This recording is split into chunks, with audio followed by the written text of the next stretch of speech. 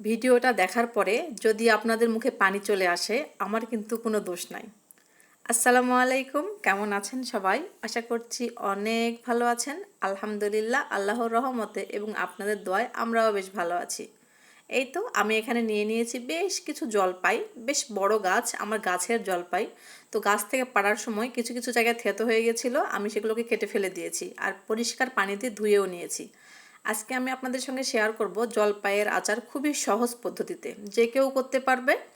অনেক কিছু লাগতেছে না, সামান্য কিছু উপকরণে আর খুব তাড়াতাড়ি। রোদে তো দিতে হবেই না, আর বেশ অনেক দিন সংরক্ষণ করে খেতে পারবেন যদি আমার ভিডিওটা না টেনে পুরোপুরি দেখেন তাহলে।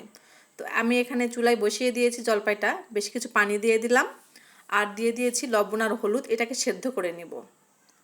এই তো একটু উলট পালট করে দিচ্ছি, অনেক কিছু করতে হবে না।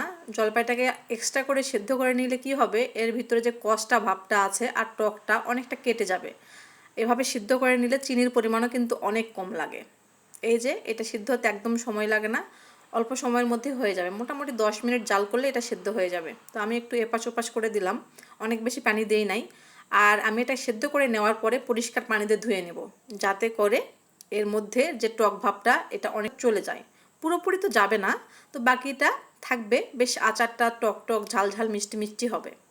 তো এভাবে আচারটা করলে কিন্তু আচারটা অনেক দিন সংরক্ষণ করে রাখতে পারবেন। আর আচারের মধ্যে যে একটা গন্ধ হয়, আমি অনেকেই বলে যে আচারটা তেল দিয়ে মাখানোর পর নাকি খেতে পারে না। তো আমি আজকে যেভাবে করব, এভাবে যদি আপনারা করেন তাহলে তেল মাখানোর প্রয়োজনও নাই, আর আচারটা নষ্টও হবে না, তেল চিটকিচে গন্ধও হবে না। যাই হোক, আমি জলপাইটাকে সেদ্ধ করে নিয়েছি আর ওটা পানিটা ঝরানোর জন্য রেখে দিয়েছি। এখানে আমি বেশ কিছু শুকনা মরিচ ভেজে নেব, আর তার সঙ্গে ভেজে নেব পাঁচফোড়ন, ধনে, জিরে। এটা আপনারা আপনাদের ইচ্ছা মতো দিতে পারবেন, আমি যেহেতু জলপাইয়ের মাপটা আপনাদের বলতেছি না, আর এ কারণে এসবের মাপটাও আপনাদেরকে বলতেছি না। তো আপনারা আপনাদের স্বাদ মতো দিতে পারেন। এটা এটা কম হইলেও সমস্যা নেই, বেশি হইলেও সমস্যা নেই। তবে হ্যাঁ, বেশি হইলে বেশ মজা লাগে আমার কাছে, কেমন একটা বাজারে কেনা চাটনির মতো ফ্লেভার চলে আসে। তো আমি ঝালটুকু উঠাই নিচ্ছি, আর এখানে আমি ধনে দিয়ে দিয়েছি বেশ অনেকটাই। আমার জলপাই আমি মাপ বলবো না বলতেছিলাম, তারপরেও বলতেছি মোটামুটি 3 কেজি মতো জলপাই আছে। আর তেলটা আপনারা যেভাবে দিবেন সেটা আমি আপনাদেরকে বলে দিব। এখানে আমি দিয়ে দিচ্ছি জিরা আর পাঁচফোড়নও দিয়ে দেবো আমি। এগুলোকে বেশ ভালো করে নাড়াচাড়া করে আমি ভেজে নিব, হালকা তাও দিয়ে নিব। অনেক বেশি ভাজা যাবে না, অনেক বেশি ভাজলে কি হয়, মেথিটা তিতা হয়ে যায়। তো হালকা একটু ভেজে নিলেই হবে, বুঝতে পারবেন একটা সুন্দর ফ্লেভার বের হবে। আর তখন না আমি এটাকে নামাই নেব, আর ব্লেন্ডারে অথবা শিলপাটাতে এটাকে বেটে নিতে হবে। তো আমি যেহেতু আমার হাতে সময় খুব কম, এই জন্য আমি এটাকে ব্লেন্ডারে ব্লেন্ড করে নিব। আপনারা চাইলে শিলপাটাতেও ব্লেন্ড করে নিতে পারেন। তবে এটা অনেক বেশি মিহি করলেও সমস্যা নাই, আবার কম মিহি করলেও সমস্যা নাই, মুখে পড়লে বেশ ভালো লাগবে। আর যারা ধনার ফ্লেভারটা নিতে পারেন না, তারা কিন্তু ধুনাটা এখানে স্কিপ করতে পারেন। তো আমার আচারের মধ্যে ধুনা, জিরা, পাঁচফোড়ন এই ফ্লেভারগুলো না অনেক মজা লাগে। আর এতে করে আচারের যে একটা খারাপ গন্ধ আসে, কিছুদিন হয়ে গেলে ওই গন্ধটা আর আসে না। আমি এখানে দিয়ে দিচ্ছি সরিষার তেল। আচারে অবশ্যই কিন্তু সরিষার তেলটাই ব্যবহার করতে হবে, কারণ আচারের পুরটাই হচ্ছে সরিষার তেল। তো আপনারা মাপ অনুযায়ী 1 কেজি জলপাইয়ে মোটামুটি আপনারা 250 গ্রাম অর্থাৎ 1 পোয়া সরিষার তেল ব্যবহার করতে পারবেন। এতে করে পরবর্তীতে আর তেলটা ব্যবহার করতে হবে না। আর যারা তেলটা কম পছন্দ করেন তারা একটু কম দিতে পারেন, কিন্তু সবচাইতে ভালো হয় 1 কেজি জলপাইয়ে 1 পোয়া তেল ব্যবহার করলে। তো আমি এখানে মোটামুটি 3 কেজির মতো জলপাই ব্যবহার করতেছি, আর আমি হাফ কেজির উপরে তেল দিয়েছি, অর্থাৎ 600 মিলি। যাই হোক, আমি এখানে চিনিও দিয়ে দিচ্ছি। আমি এখানে 1.5 কেজি চিনি ব্যবহার করেছি। তো আপনারা চাইলে চিনির পরিমাণ বাড়িয়ে অথবা কমিয়ে নিতে পারেন। তো আমি একটু মিষ্টি মিষ্টি খেতে ভালোবাসি।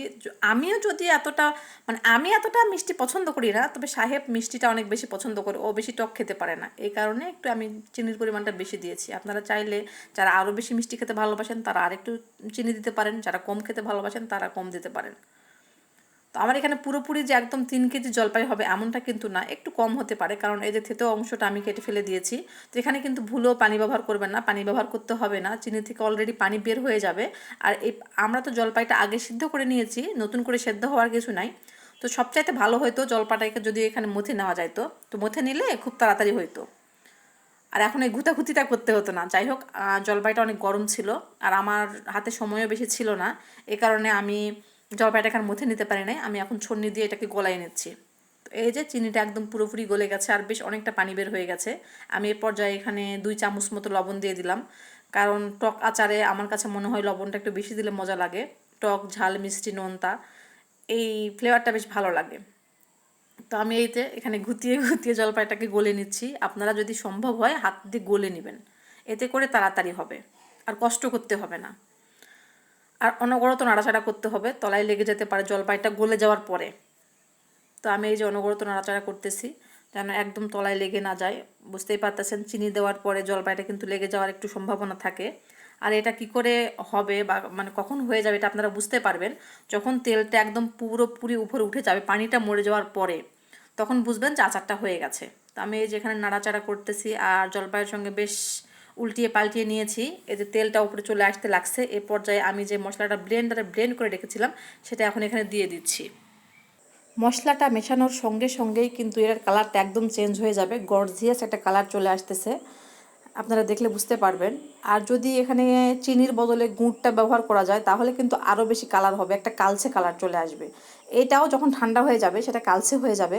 তবে এই কালারটা দেখে ভয় পাওয়ার কিছু নাই, মশলাটা পুরোপুরি অ্যাড করা হয়ে গেলে যদি মিশে যায়, মিশে যাওয়ার সঙ্গে সঙ্গেই কিন্তু বেশ সুন্দর একটা কালার চলে আসবে। আর দেখতেই পাচ্ছেন তেলটা কিন্তু একদম উপরে উঠে গেছে আর এ পর্যায়ে চুলাটা বন্ধ করে দিতে হবে। তো আমি চুলাটা একদম বন্ধ করে দিয়েছি আর তারপরে একটু নাড়াচাড়া করেছি। এই যে আমার আচার একদম রেডি। ঠান্ডা হওয়ার পরে আমি এটাকে সার্ভ করে দেখাচ্ছি, বেশ সুন্দর একটা কালার এসেছে আর তেলটাও ঠিকঠাক হয়েছে। যদি আপনারা প্রথমে তেল কম দেন আর আপনাদের যদি মনে হয় পরবর্তীতে তেল একটু ব্যবহার করতে হবে, সেক্ষেত্রে যেটা করবেন তেলটাকে গরম করে ঠান্ডা করে তারপরে এখানে অ্যাড করবেন। তো কেমন লেগেছে আমার ভিডিও? ভালো লাগলে প্লিজ ভিডিওতে লাইক কমেন্ট শেয়ার করে দিবেন। তো আজকে এ পর্যন্তই, সবাই ভালো থাকবেন, সুস্থ থাকবেন। আল্লাহ হাফেজ, আসসালামু আলাইকুম।